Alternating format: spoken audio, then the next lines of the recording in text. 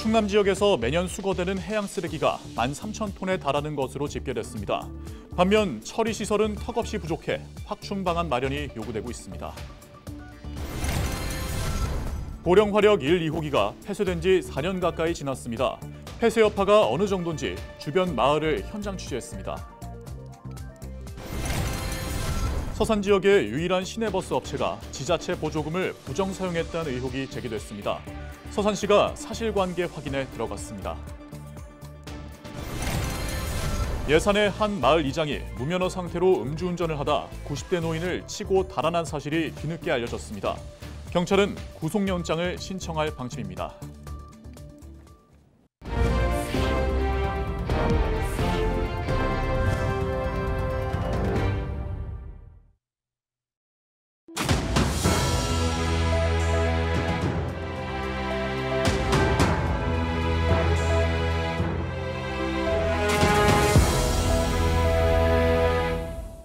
시청자 여러분 안녕하십니까?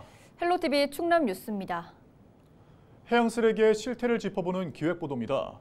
이번엔 해양 쓰레기 처리 시설 현황을 알아봤는데요. 충남 지역에선 매년 해양 쓰레기 13,000톤이 수거되고 있는데 이 중 태안군에서 가장 많은 해양 쓰레기가 발생하는 것으로 집계됐습니다. 네, 하지만 태안 내 해양 쓰레기 처리 시설은 단 한 곳도 없는 상황입니다. 이미정 기자의 보도입니다.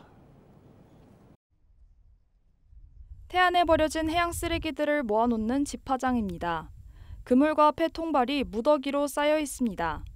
바다 안에 쌓여 있는 침적 쓰레기부터 해안가로 밀려든 쓰레기까지 모두 이곳으로 모입니다. 이렇게 모인 해양 쓰레기는 전용 처리 시설로 옮겨져 소각 처리됩니다. 면의 해안가에서 들어오는 밀려온 해양 쓰레기를 포집을 해서 그거를 마대나 이런 데서 담아가지고 여기다 포집했다가 그 사항도 역시 소각장으로 가고 있습니다.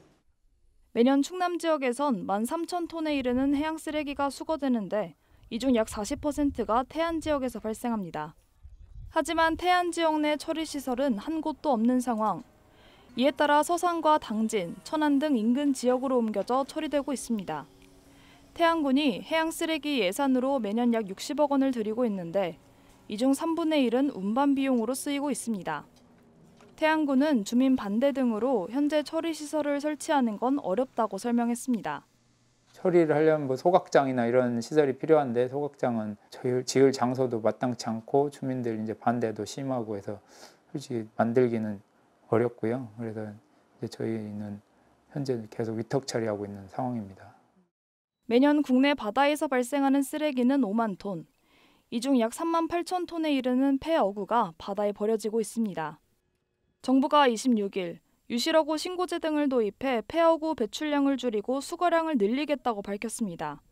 정부가 해양 쓰레기를 줄이기 위한 다양한 정책을 내놓고 있지만 처리 시설이 부족한 상황에서 얼마나 효과를 낼지 미지수인 상황. 늘어나는 쓰레기 수거량에 대비해 처리 시설을 확충하는 방안 마련이 시급해 보입니다. 헬로티비 뉴스 이미정입니다. 태안 화력 폐쇄 관련 기획보도 이어갑니다.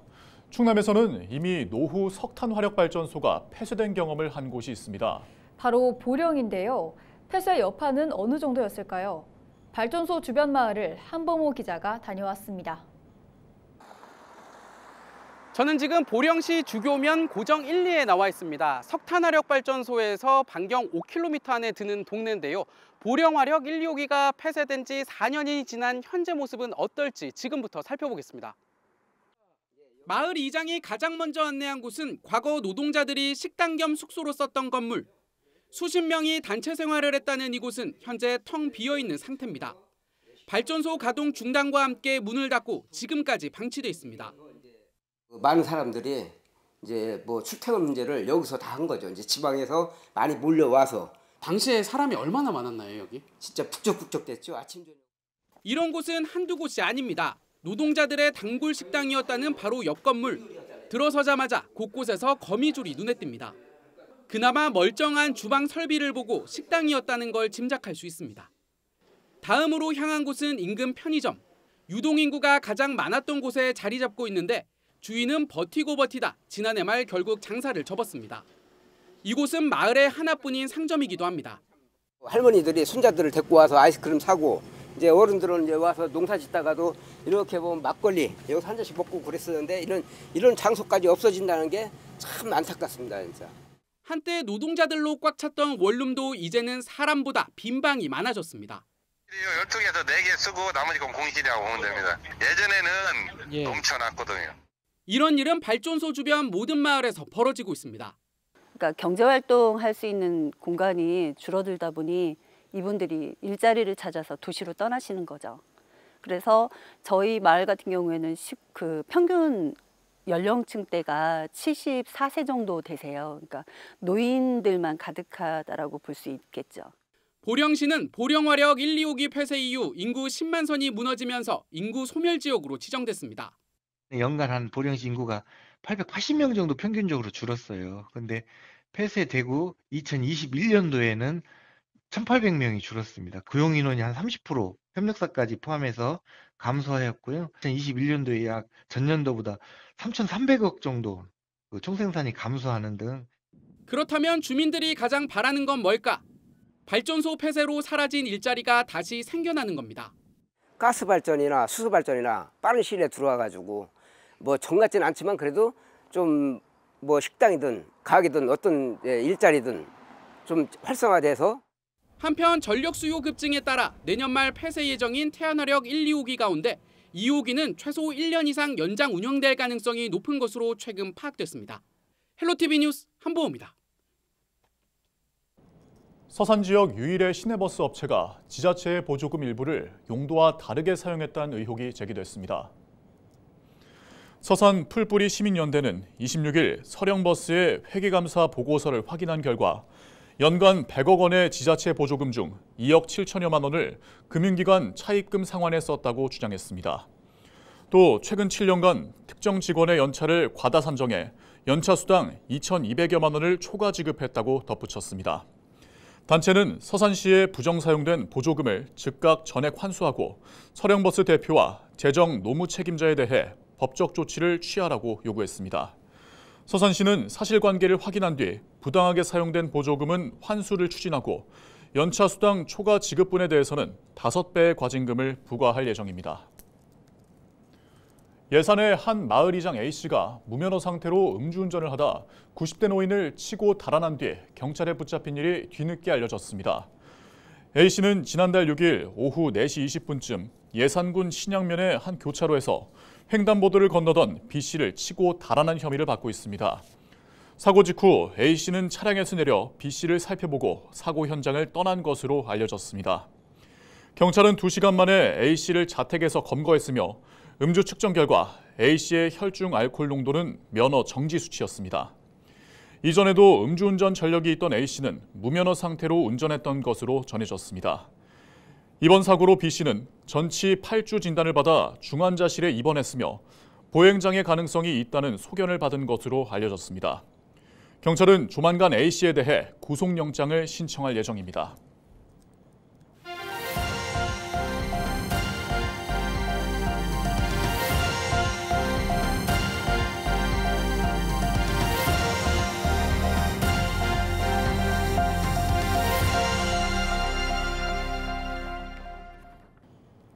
장마철 이후 전국적으로 땅꺼짐 사고가 잇따르면서 불안감이 커지고 있습니다. 어느 때보다 안전점검 필요성이 높아지고 있지만 현재 인력과 장비로는 한계가 있다는 지적도 나옵니다. 이세진 기자가 보도합니다. 속도를 줄이는 순간 트럭이 한쪽으로 기우뚱합니다. 얼마 지나지 않아 옆에 있던 트럭까지 2대가 한꺼번에 도로 아래로 빨려 들어갑니다. 폭우가 이어진 지난 주말 부산에서 발생한 땅꺼짐 사고입니다. 사고 현장에 생긴 구덩이는 가로 10m, 세로 5m 규모, 깊이는 무려 8m에 달했습니다. 지난달 서울 연희동에서도 갑자기 내려앉은 도로 밑으로 달리던 차량이 떨어지면서 2명이 다쳤습니다. 최근 5년 동안 전국에서 발생한 땅꺼짐 사고는 800여 건, 이틀에 한 번꼴로 발생한 셈입니다.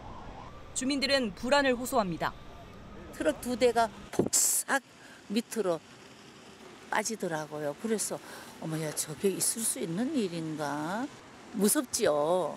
무서운데 이 도로가 다져서 아스팔트를 놨는데 어떻게 그게 무너질까가 의문이고. 땅꺼짐은 지형 특성과 기상 상황, 매설물 영향에 따라 복합적으로 발생합니다. 사고를 예방하려면 지속적인 점검을 통해 지하에 있는 빈 구멍을 미리 찾는 수밖에 없습니다. 점검 장비인 지표 투과 레이더를 활용하면 도로 아래 2m까지 살펴볼 수 있습니다. 하지만 관리 주체인 지자체는 전문 장비와 인력을 갖추지 못한 경우가 대부분입니다. 때문에 자체 장비가 있는 서울과 부산 이외 나머지 지역은 정부가 장비 8대로 집안 탐사를 지원하고 있습니다. 이렇게 지하 빈 공간 780여 곳을 찾아 복구했지만 한정된 자원으로 수요를 따라가기에는 역부족입니다. 지난 6월까지 점검을 마친 도로는 전체 도로의 10%에도 못 미쳤습니다. 싱크홀 사고는 언제 어디서 발생할지 모르는 그런 위험 요인을 가지고 있습니다. 그래서 선제적인 예방을 통해서 사전에 위험 요인을 제거하는 것이 매우 중요합니다. 관련 장비 그리고 전문 인력을 확충해서 집안 탐사 범위를 확대해야 합니다. 최근 5년 안에 땅꺼짐 사고로 숨지거나 다친 사람은 35명. 누구라도 도로 위 지뢰의 피해자가 될 수 있다는 불안감 속에 보다 근본적인 대책이 필요하다는 목소리가 커지고 있습니다. 헬로티비 뉴스 이세진입니다. 충남도가 해외 바이어 초청 수출 상담회에서 6,121만 달러 규모의 수출 협약을 맺었습니다. 주요 수출 협약 품목은 산업용 윤활유와 편의점 커피, 홍삼 등입니다. 이번 수출 상담회에는 도내 기업 70곳과 인도, 베트남 등 5개국 해외 바이어 70여 명이 참석했습니다. 한편 해외 바이어들은 도내 우수 중견 기업을 견학하고 충남 지역 문화 탐방에 나설 계획입니다. 서산시가 산림청에서 주관하는 내년 기후 대응 도시숲 조성 대상에 선정됐습니다. 이에 따라 서산시는 국비 15억 원을 확보했다고 밝혔습니다. 서산시는 30억 원을 투입해 서산 환경종합타운과 스포츠 테마파크 등 양대동 일원에 대규모 도시숲을 조성할 계획입니다.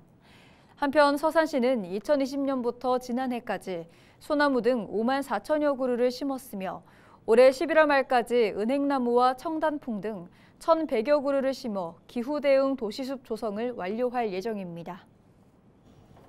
보령해양경찰서가 다음 달 27일까지 연안해역 출입 통제 장소에 대한 집중 안전관리에 나섭니다.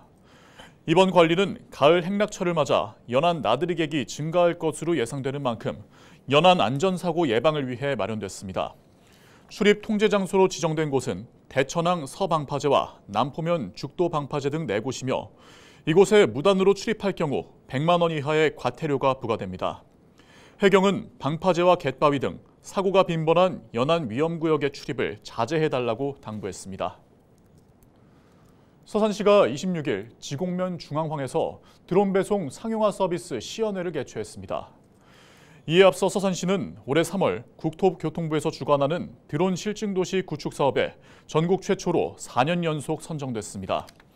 이에 따라 서산시는 올해 상반기 준비 단계를 거쳐 지난 5일부터 수요 맞춤형 드론 배송 상용화 서비스를 운영하고 있습니다. 해당 서비스는 섬 3곳과 벌천포 해수욕장, 팔본 갯벌 체험장 등에서 11월 30일까지 이용할 수 있습니다. 서비스 이용을 희망하는 사람은 서산 날러유 앱을 통해 각 배달 거점에서 필요한 물품을 드론으로 배송받을 수 있습니다. 충남도가 다음 달 18일까지 지역 에너지 계획 수립을 위한 도민 제안 사업을 공모합니다. 이번 사업은 다양하고 실용적인 생활 밀착형 에너지 정책 과제 발굴을 위해 추진됩니다. 공모 분야는 재생에너지와 에너지 복지, 주민 수용성 확대와 에너지 시민 육성을 위한 교육 홍보 등입니다. 충남도민 누구나 신청할 수 있고 공고 내용과 제안 신청서는 충남도 누리집에서 내려받을 수 있습니다. 홍성군이 농작물에 피해를 주고 안전사고 등을 유발하는 덩굴류를 집중 제거합니다. 홍성군은 9월까지 110헥타르 규모의 도로변 덩굴류를 먼저 제거하고 11월까지 산림지역의 덩굴을 제거할 계획입니다. 주요 제거 대상은 칡과 가시박, 환삼 덩굴 등 덩굴류입니다. 홍성군은 이번 덩굴 제거 작업에 친환경적인 방식을 이용해 환경 피해를 최소화할 예정입니다.